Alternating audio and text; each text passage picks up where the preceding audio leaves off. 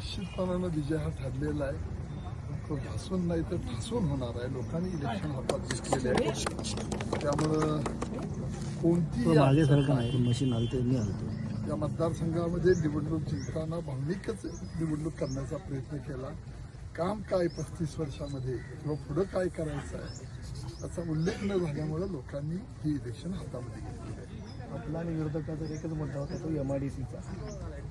तो मुद्दा पुढे निघालेला आहे का? MIDCचा फार छोटा लोकांना फसवण्याचा उद्देश होता.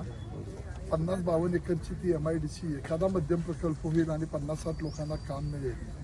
पण हजारो बेरोजगार युवकांच्या हाताला काम देतो असं लोकांच्या पुढं, तरुणांच्या पुढं गाजर दाखवलं. त्यांच्या जीवनाची थट्टा केली, त्यांच्या भविष्याशी खेळले. त्यामुळे लोकांनी हे सगळं ओळखलंय. त्या फसवा आणि भावनिक गोष्टी लोक ह्या वेळेला निश्चितपणानं बाजूला ठेवतील. आपला विजय निश्चय असं वाटतं? निश्चित विजय आहे.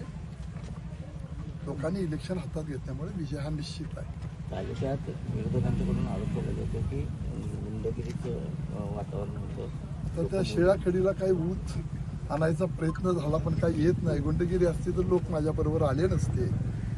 गुंड कुणाचे आहेत? कोण मर्डरमधली माणसं घेऊन फिरतंय? कुणाची बहीण बाहेरनं पैलवान आणून गुंड माणसं मर्डरमधले आरोपी घेऊन फिरतायत?